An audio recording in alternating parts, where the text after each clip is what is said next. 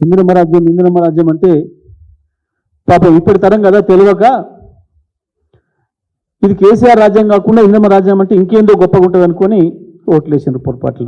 ఇప్పుడు అర్థమవుతుంది ఇందిరమ్మ రాజ్యం అంటే ఇదా, అచ్చం అదే జరుగుతుంది. ఎమర్జెన్సీలో పెట్టిన పద్ధతుల్లో కేసులు, జైళ్ళు, లీడర్లకు, ప్రతిపక్ష నాయకులకి, సోషల్ మీడియా వాళ్ళకి. ఏ సోషల్ మీడియానైతే నమ్ముకొని మోడీ వారసత్వంగా చీకటి గురువు గారి పద్ధతుల్లో ఇష్టం వచ్చిన పద్ధతుల్లో దాదాపు 200 యూట్యూబ్ ఛానల్ పెట్టి నడిపి మా ప్రభుత్వం పైన ఆనాడు దుష్ప్రచారం చేసి వచ్చిండో, ఇవాళ మీడియాను చూస్తే భయం అవుతుంది, మీడియాలో చూస్తే చెంపమే కొట్టబుద్ధి అవుతుందట. ఎంత ప్రేమ చూడండి, దురదృష్టం. సరే, ఎందుకో ఫైటింగ్ స్పిరిట్ పోయింది, మాట్లాడడానికి యూనియన్లు కూడా ఎందుకు వెనక ముందు ఆడుతున్నాయి, కానీ అది వేరే విషయం. అది జర్నలిస్టుల ఇష్టం, నాకు సంబంధం లేదు. కానీ మా వంతు మేమైతే ఖండిస్తున్నాం దాన్ని. మీడియా పట్ల ఆయన మాట్లాడిన విధానం అవి చూస్తే తను ఏమేమి మాట్లాడిండో, ఏమేమి చూసిండో, ఎవరెవరికి ఏం చెప్పిండో ఇప్పుడు వాళ్ళని చూసి భయపడుతున్నాడు. వాళ్ళ ఇష్టమైన ప్రాంతం ఏది నీకంటే అశోక్ నగర్ అనేది. ఆయనే కాదు, వాళ్ళ నాయకుని కూడా తీసుకొచ్చి అశోక్ నగర్లో ఛాయ్ కూడా దాపించింది పాపం.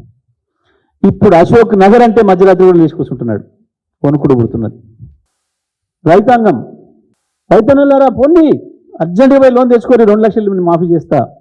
ఇవాళ కట్టొచ్చిన కూడా మళ్ళీ ఓన్రి సాయంత్రం నేను మాఫీ చేస్తా అన్నా. నేనే ఆపిన, కేసీఆర్ ఇచ్చే రైతు బంధు 10,000 కదా, వారం ఆగుండ్రి 15 ఇస్తా, అందుకే ఆపిన నేనే. కానీ వాళ్ళ రైతులను చూస్తే భయం అవుతుంది.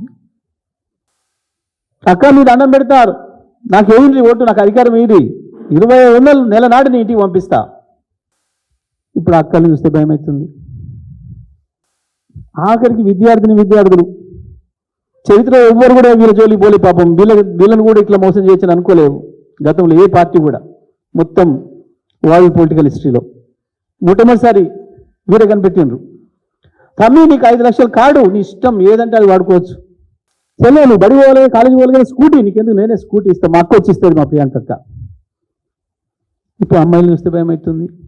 అదే కాలేజీ పిల్లలు తమ్ముళ్ళలాగా కనబడతారు, ఇవన్నీ పోరాటంలాగా కనబడతాను. విలేకరులు పోకిరిలాగానే కనబడుతున్నారు, కాలేజీ పిల్లలు పోకిరిలాగానే కనబడుతున్నారు, కాకపోతే రైతాంగం కూడా అట్లే కనబడుతున్నారు.